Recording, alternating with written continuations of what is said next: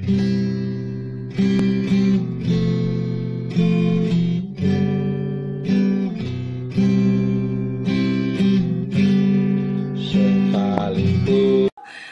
minta hati Tuhan hari-hari ini. Minta.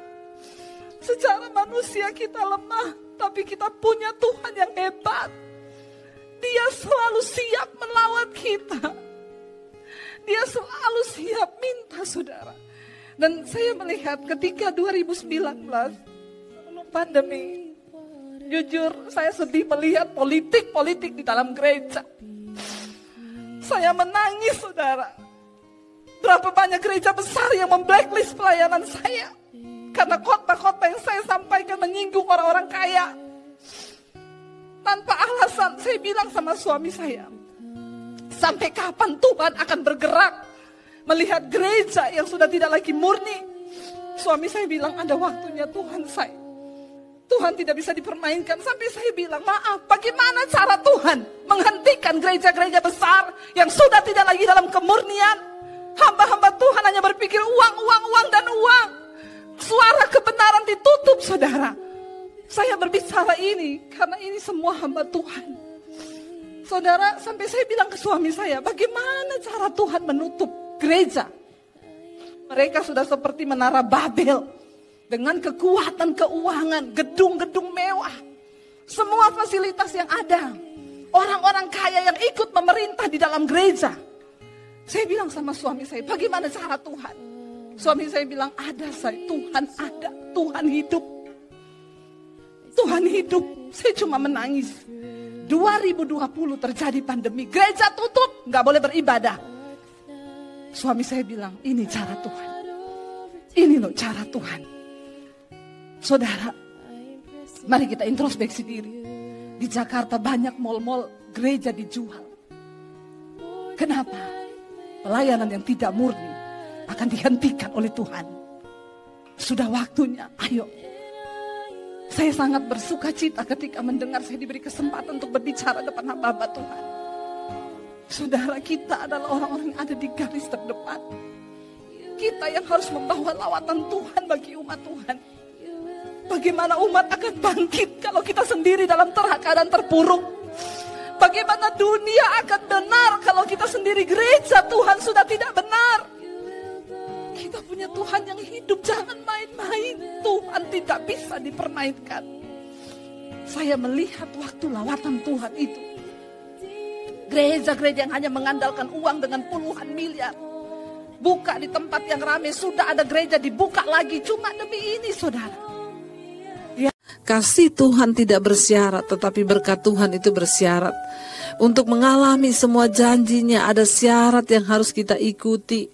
Ya, Kolose pasal yang ketiga ayat yang pertama sana berkata, karena itu kalau kamu dibangkitkan bersama dengan Kristus, carilah perkara yang di atas, di mana Kristus ada, duduk di sebelah kanan Allah.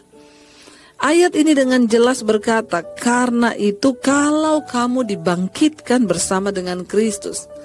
Karena banyak orang Kristen tidak dibangkitkan bersama Kristus. Artinya apa? Hidupnya tetap hidup lama. Sekalipun Kristen, tetap yang mabok ya mabok, yang selingkuh tetap selingkuh, yang bersinah tetap bersinah, yang kepahitan tetap kepahitan, yang menjudi tetap berjudi, yang marah tetap marah, ya. Ini artinya kita tidak dibangkitkan bersama dengan Kristus. Kalau doa kita dijawab, puji Tuhan, itu kasih karunia. Kalaupun tidak, puji Tuhan, itu juga kasih karunia. Pokoknya bagianku adalah terus hidup, berpegang pada firman, percaya kepada Tuhan. Iya, karena itu ayat 14 berkata, hiduplah sebagai anak-anak yang taat dan jangan turuti hawa nafsu yang menguasai kamu pada waktu kebodohanmu. Ya, ayo kita belajar untuk menjadi anak-anak Tuhan yang taat. Jangan turuti hawa nafsumu. Ya, jangan turuti keinginan daging kita, jangan turuti kemauan daging kita, apalagi hawa nafsu itu mari kita buang. Kita belajar untuk menyerahkan diri kepada Tuhan sungguh-sungguh, saudara. Jangan hidup menuruti hawa nafsumu, kata firman. Ya, jangan, saudara. Ya.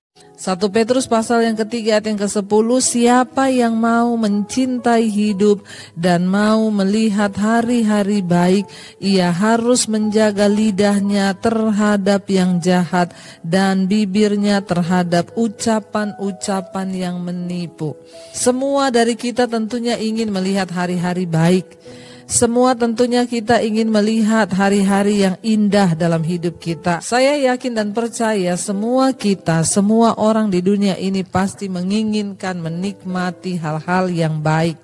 Nah, firman Tuhan ini berkata hari ini, ya, siapapun saudara dan saya yang ingin, ya, yang mau mencintai hidup dan mau melihat hari-hari yang baik, ya, ternyata kuncinya di sini dikatakan maka ia harus menjaga lidahnya terhadap yang jahat dan bibirnya terhadap ucapan-ucapan yang menipu. Makanan yang bikin kita sakit jantung, darah tinggi bukan, ya, bukan faktor makanan, tapi faktor cicilan. Yang bikin orang penyakitan tuh faktor cicilan. Karena hanya dua hal yang membuat jantung kita berpacu dengan cepat. Yang pertama jatuh cinta, yang kedua jatuh tempo. Bilang kanan kirimu, jangan banyak cicilan, biar gak cepat mati. Kenapa sih orang Kristen kalau agamanya dihina gak marah? Aku berkata kepadamu, kasihilah musuhmu. Berbuatlah baik bagi yang membencimu. Mintalah berkat bagi yang mengutuk.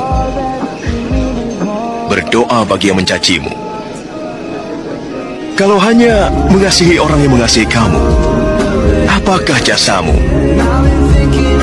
Orang berdosa pun melakukannya. Kalau kamu hanya berbuat baik kepada orang yang berbuat baik, apakah jasamu?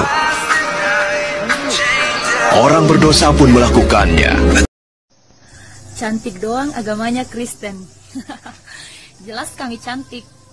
Kenapa tidak? Kami Kristen, kami Katolik, diciptakan secitra atau serupa dengan Allah. Jadi kami menyerupai gambaran Allah. Jadi jelas dong kami cantik dan tampan. Kami juga diajarkan untuk sabar, saling mengasihi, saling mengampuni. Dan salah satunya sabar terhadap kata-kata dari orang yang seperti kamu. Terima kasih. Bagi kami orang Kristen, kami bangga. Siapa sih yang gak bangga? Diciptakan secitra atau serupa dengan Allah, Sang Pencipta. Selamat pagi, Tuhan Yesus memberkati kamu. Kanan kiri, kanan muka belakang, Yesus satu-satunya.